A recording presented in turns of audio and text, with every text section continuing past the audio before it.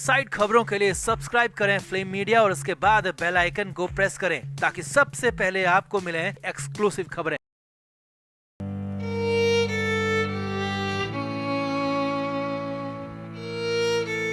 बॉलीवुड में किसी की भी जान सुरक्षित नहीं है, खास तौर पर उस कलाकार की जो कि आउटसाइडर है और वो लगातार अच्छा काम करके दिखा रहा है।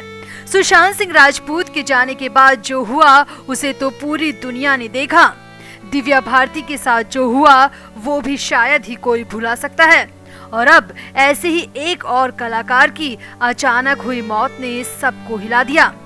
मिर्जापुर 2 में मुन्ना भैया के दोस्त ललित का किरदार अदा करने वाले शानदार कलाकार ब्रह्मा मिश्रा की मौत की खबर से सनसनी फैल गई है, क्योंकि ये मौत भी बिल्कुल भी नेचुरल नहीं है। अब तक मिली जानकारी के मुताबिक पहले तो मौत की वजह ही नहीं बताई जा रही थी और फिर गुपचुप तरीके से अंतिम विदाई देने की तैयारी कर ली गई थी। मगर फिर कुछ रिपोर्ट्स में जो दावा किया गया उसने तो हर किसी को हैरान कर दिया, क्योंकि एक्टर ब्रह्मा मिश्रा की मौत की खबर को 3 दिन तक छिपाया गया। तो क्या है एक्टर ब्रह्मा मिश्रा की मौत की सच्चाई? क्यों 3 दिन तक बाथरूम में ही पड़ी रही उनकी बॉडी? और कौन है इस मौत के असली गुनहगार? आपको बताते हैं सब। आप भी वीडियो को शेयर करें और अपनी राय कमेंट बॉक्स में जरूर दें। तो वेब सीरीज मिर्जापुर के अलग ही दर्शक हैं। फैंस का एक तबका है जो कि मिर्जापुर के एक एक कैरेक्टर पर जान छिड़कता है। मिर्जापुर की दोनों ही सीरीज बेहद शानदार रही है और उसकी वजह है इसमें उम्दा कलाकारी के साथ बेहतरीन कलाकारों का होना। अब उन्हीं कलाकारों में से एक यानी कि मुन्ना भैया के खास दोस्त ललित का किरदार निभाने वाले एक्टर ब्रह्मा मिश्रा की मौत हो गई है। जी हाँ, ब्रह्मा मिश्रा की मौत की खबर से हर कोई स्तब्ध है। उन्होंने अपने सोशल मीडिया अकाउंट पर अपने जन्मदिन यानी कि 30 नवंबर से ठीक पहले एक ऐसी पोस्ट शेयर की थी जिसके बाद तो शक की गुंजाइश और भी बढ़ रही है और माना जा रहा है कि इस पोस्ट को करने के बाद ही उनकी मौत हो गई। हालांकि ब्रह्मा मिश्रा की मौत की खबर मीडिया में 2 दिसंबर को आई, मगर पोस्टमार्टम रिपोर्ट की माने तो उनकी बॉडी 48 घंटे से ज्यादा पुरानी है, यानी कि 2 दिन पहले ही 30 नवंबर को ही ब्रह्मा मिश्रा की मौत हो चुकी थी। पहले तो कहा गया कि उनकी मौत की कोई वजह ही पता नहीं चल पाई है। फिर बताया गया कि एक्टर को पहले चेस्ट में पेन हुआ और एक्टर ने खुद को डॉक्टर को भी दिखाया। जी हाँ, बताया जा रहा है कि 29 नवंबर को ब्रह्मा मिश्रा को सीने में दर्द हुआ था, जिसके बाद वो डॉक्टर को दिखाने के लिए अस्पताल भी गए थे, मगर डॉक्टर ने मामूली गैस की दवा देकर उन्हें फिर से घर भेज दिया। लेकिन फिर अगली सुबह घर पर उनका दिल का दौरा पड़ने से निधन हो गया और उनको ये दिल का दौरा बाथरूम में पड़ा, ऐसा भी कहा गया। सबसे दर्दनाक बात यह है कि उनकी लाश 3 दिन तक घर के बाथरूम में पड़ी रही और किसी को कानों कान खबर तक नहीं मिली। सामने आया है कि 3 दिन तक लगातार बाथरूम का शावर भी चलता रहा, मगर फिर भी किसी ने भी नोटिस नहीं किया। हैरानी की बात ये भी है कि एक्टर ब्रह्मा मिश्रा हमेशा अपने भाई और पिता से संपर्क में रहते थे। शूटिंग के दौरान सेट पर भी दिन में वो कई बार अपने भाई और पिता से फोन पर बात किया करते थे। तो ऐसा कैसे हो सकता है कि 3 दिन तक ब्रह्मा मिश्रा के भाई और पिता ने उन्हें फोन न किया हो और किसी को न पता चला हो कि उनकी मौत हो चुकी है। यहाँ आपको बता दें कि 32 साल के ब्रह्मा मिश्रा भोपाल के रायसेना के रहने वाले थे। उन्होंने रायसेना में ही अपनी पढ़ाई की थी। उनके पिता बैंक में कार्यरत थे। ब्रह्मा मिश्रा ने मिर्जापुर के अलावा केसरी, हसीन दिलरुबा, मांझी, बद्रीनाथ की दुल्हनिया जैसी हिट फिल्मों में काम किया था।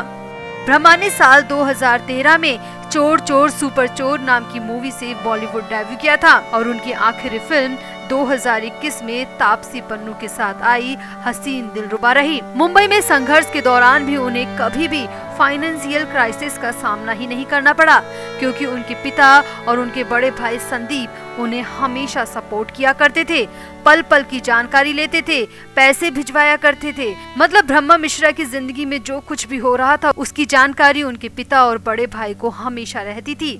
और अब हर किसी को यही हैरानी हो रही है कि उसी ब्रह्मा मिश्रा से कैसे 3 दिन तक उनके भाई और पिता ने बात नहीं की, जबकि इनमें आपस में बहुत अच्छा अटैचमेंट था। और भाई और पिता को कैसे शक नहीं हुआ कि उनके ब्रह्मा मिश्रा के साथ कुछ गलत हो रहा है। अब अलग अलग रिपोर्ट में ये भी दावा किया जा रहा है कि ब्रह्मा के मोबाइल को कोई और ही ऑपरेट कर रहा था और हो सकता है कि वो ही ब्रह्मा के भाई और पिता को भी मिसगाइड कर रहा हो, क्योंकि 30 नवंबर को ब्रह्मा का 32वां जन्मदिन था और जन्मदिन से पहले ब्रह्मा के फोन से सोशल मीडिया पर मौत और मोक्ष को लेकर एक अजीब सी पोस्ट भी की गई थी। अब ब्रह्मा मिश्रा की मौत पर हर किसी को संदेह है कि ये मौत सिर्फ साधारण मौत नहीं हो सकती। फैंस भी उनकी मौत को संदिग्ध मान रहे हैं। वहीं सूत्रों की माने तो इसी संदिग्धता को देखते हुए भोपाल पुलिस भी मुंबई पहुंचकर जांच कर सकती है, क्योंकि सुशांत सिंह राजपूत की मौत के बाद मुंबई पुलिस पर भरोसा करना कितना महंगा पड़ सकता है ये सुशांत का परिवार जानता है। इसीलिए भोपाल पुलिस भी जांच के लिए कभी भी मुंबई पहुंच सकती है। खैर फिलहाल तो फैंस ने एक और सितारा खो दिया जो कि आने वाले दिनों में सुपरस्टार बन सकता था। ब्रह्मा की मौत की जानकारी मिर्जापुर के एक और एक्टर मुन्ना भैया उर्फ देवेंदु ने सोशल मीडिया के जरिए दी, जिसके बाद तो फैंस का दिल बुरी तरह टूट गया। हालांकि शक और संदेह के बीच मुंबई पुलिस ब्रह्मा मिश्रा को लेकर क्या जानकारी देती है और क्या उनकी मौत की वजह बताती है, ये अभी देखना होगा। तो आपको क्या लगता है, क्या ब्रह्मा मिश्रा की मौत में कोई फाउल प्ले की गुंजाइश है? क्यों आउटसाइडर कलाकार ही अचानक अपनी जिंदगी गंवा देते हैं? आप भी अपनी राय कमेंट बॉक्स में जरूर दें और वीडियो को भी शेयर करें। तो इसमें कोई दो राय नहीं कि सुशांत सिंह राजपूत बेहद टैलेंटेड कलाकार थे। वो अपनी छोटी सी जिंदगी में कई ऐसे मुकाम हासिल करके गए हैं जो कि सदियों तक याद रखे जाएंगे। हम कई वीडियोस में देख चुके हैं कि सुशांत बेहद नर्म दिल इंसान थे। वो हमेशा जरूरतमंदों की मदद भी करते थे, मगर जितने अच्छे सुशांत थे उन्हें उतनी ही क्रूरता से मारा गया। अब तक सामने आया था कि सुशांत ने पंखे पर लटक कर खुद को मार दिया, मगर पहली बार सामने आया है कि सुशांत की मौत कमरे में हुई नहीं थी, बल्कि सुशांत को बाथरूम में मारा गया था।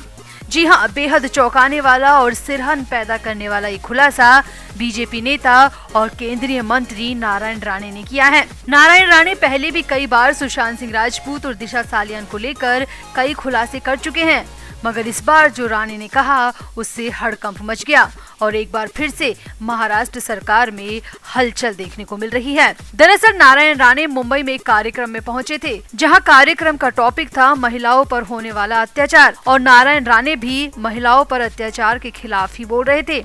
इसी दौरान नारायण राणे ने खुले मन से कहा, मुंबई महाराष्ट्र में महिलाएं बिल्कुल भी महफूज नहीं हैं। राणे ने यहाँ पर दिशा सालियान और पूजा चव्हाण का जिक्र किया और दहाड़ते हुए कहा, दिशा सालियान को 14वीं मंजिल से फेंका गया, जिसे यहाँ की पुलिस ने नकार दिया, और तो और इतने बड़े केस की फाइलें भी जानबूझकर डिलीट कर दी गई।